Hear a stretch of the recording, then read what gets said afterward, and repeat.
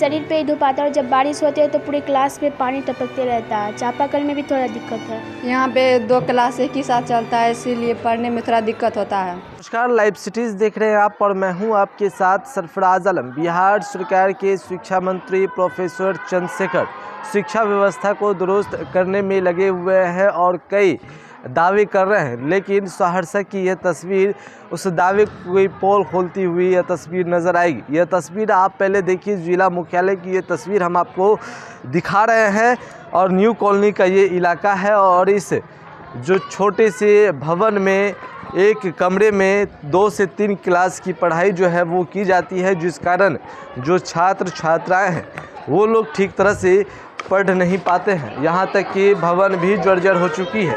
बारिश होने के बाद क्लासरूम में भी पानी टपकता है, जिससे बच्चे पढ़ नहीं पाते हैं। क्या परेशानी होती है? पहले क्या नाम हुआ आपका? मेरा नाम आरती कुमारी। अच्छा, क्या परेशानी होती है पढ़ाई के दौरान आप लोगों को? यहाँ पे 2 क्लास एक ही साथ चलता है, इसीलिए पढ़ने में थोड़ा दिक्कत होता है।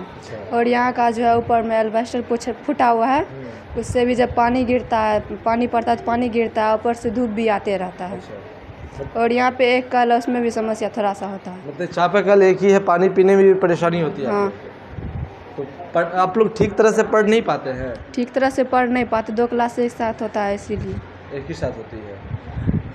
देखिए 2 क्लास जो है वो एक ही कक्ष में चलती है और जिससे परेशानी है वो भी आप तस्वीरें देखिए किस तरह से जो एल्वेस्टर है वो किस तरह से टूटा हुआ है, क्षतिग्रस्त हो चुका है, जिस कारण जो पानी बारिश के मौसम में जो पानी है वो क्लासरूम में टपकता है और इससे बच्चे पर काफ़ी असर पड़ता है, पढ़ाई पर काफ़ी असर पड़ता है। क्या परेशानी होती है बाबू आप लोगों को पढ़ाई? हम लोग ठीक से पढ़ाई नहीं कर पाते हैं। जब धूप आती है तो ये एल्वेस्टर से डायरेक्ट हम लोग के शरीर पे ही धूप आता है और जब बारिश होती है तो पूरे क्लास में पानी टपकते रहता है। चापाकल में भी थोड़ा दिक्कत है। चापाकल में भी दिक्कत। आप लोग ठीक तरह से पढ़ाई नहीं कर पाते हैं? नो।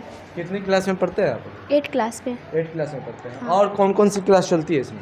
7 और 8 चलती है। 7 और 8 चलती है। पढ़ाने में यही समस्या आता है कि अगर हम एक क्लास को पढ़ाते हैं तो दूसरे क्लास को या तो कुछ वर्क दे दिया जाता है काम करने के लिए, प्रॉपर वे में एक ही क्लास न चल पाएगा। 2 क्लास को तो हम चला नहीं सकते हैं। एक को समझाएंगे तो दूसरे को शांत रहना होगा। अगर एक क्लास बाधित होता है उसमें 2 तो बैठते हैं, लेकिन दोनों को प्रॉपर वे में पढ़ा नहीं पाते। बारिश के मौसम में क्या परेशानी? बारिश के मौसम में यही होता है कि ऊपर से पानी टपकता है, हम लोग यहाँ पढ़ाते रहते बैठ के। अच्छा, बारिश में पढ़ाते वो हैं? देखिए वो टपक रहा था, अभी तो बैठे हुए थे, यहाँ से भी पानी टपक रहा था।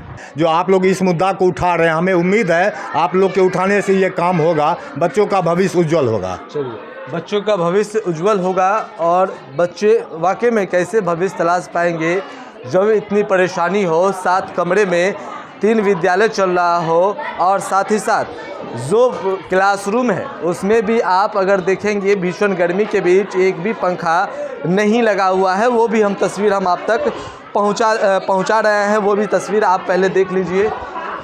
एक भी आपको यहाँ पर पंखा नज़र नहीं आएगा। भीषण गर्मी के बीच जो मैडम है वो पढ़ाते हुए, बच्चों को पढ़ाते हुए नज़र आ रहे हैं। बच्चे भी यहाँ पर आप देख पा रहे होंगे क्लासरूम में पढ़ रहे हैं और उधर देखेंगे आप तो कई खामियां आपको इस स्कूल में देखने को मिलेगी। और भी कुछ मैडम है, उनसे भी हम बातचीत कर लेंगे। मैडम, क्या परेशानी होती है पढ़ाने में? क्योंकि काफ़ी दिक्कत है, एक रूम में 2-2 क्लास चल रही है। जी हाँ, ये तो बहुत दिक्कत होती है। यहाँ पे एक क्लास में 2-2 बच्चों को, 2-2 क्लास के बच्चों को बैठाना हम लोग के लिए काफ़ी समस्या की बात होती है। अब किसको कौन सा सब्जेक्ट पढ़ाएं ये भी कठिन हो जाती है।